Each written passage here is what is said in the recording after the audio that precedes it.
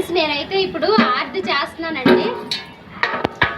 ఆర్ది అంటే మాకేంటంటే మెచ్యూర్ అయిన వాళ్ళకి అంటే పుష్పవతి అయిన వాళ్ళకి వాళ్ళ తాతగారు బూర్లు తర్వాత ఆర్ది పంచుతారనమాట. అయితే ఆర్ది నేను చేస్తున్నాను.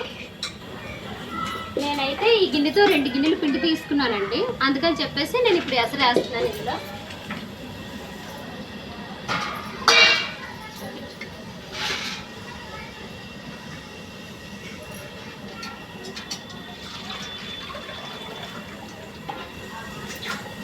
దీంతో నేను 4 గిన్నెలు వేస్తున్నానండి.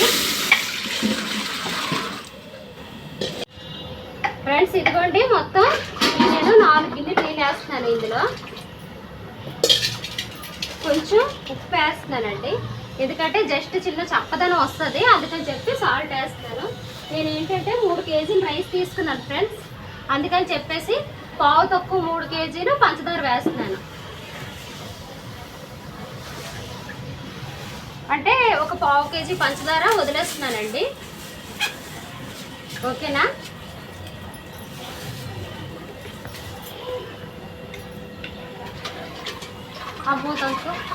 అన్నాను కదా, ఉండ కట్టకుండా ఉండడం కోసం నేను వాటర్లో వేసి కలుపుకుంటున్నాను. ఇది ఒక గిన్నె వాటర్, అంటే మొత్తం నేను 5 గిన్నెలు వాటర్ తీసుకున్నాను అనమాట.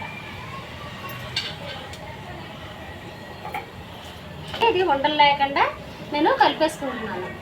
ఇక్కడ చూపించు, మొత్తంగా ఈ పిండి అంతా నేను ఇందులో వేసి కలిపేస్తాను. ఓకేనా ఫ్రెండ్స్? ఇందులోకి అయితే నేను ఒక 3 కొబ్బరికాయలు, తర్వాత ఏవో మా ముక్కలు ఇదిగోండి 3 కొబ్బరికాయలు, తర్వాత యాలక్కాయల పౌడరు పంచదార వేసి పౌడర్ చేయించారనమాట. మా పిల్లలు చేశారు. ఇదిగోండి అంతే. ఓకేనా? బాగా మరిగేది. ఇదిగోండి కొబ్బరి ముక్కలు వేసేస్తున్నాను ఇందులో. మా పిల్లలు రకరకాలుగా కోసారు ముక్కలు.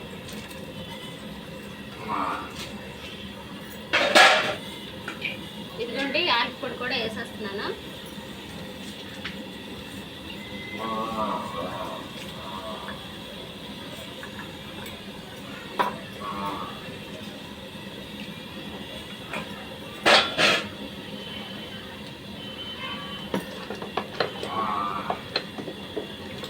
అమ్మ రామ్మ పిండి వేసేది.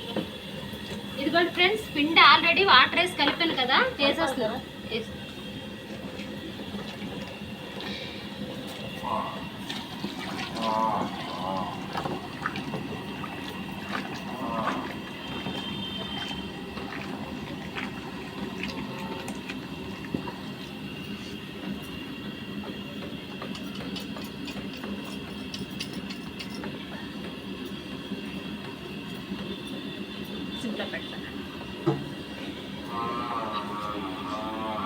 నాన్న దాన్నే చూపించు.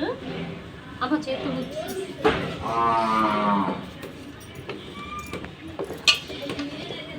అంతే ఫ్రెండ్స్. ఇదైతే మాత్రం ఒక 5 నిమిషాల్లో రెడీ అయిపోతుంది. చాలా సింపుల్ అనమాట.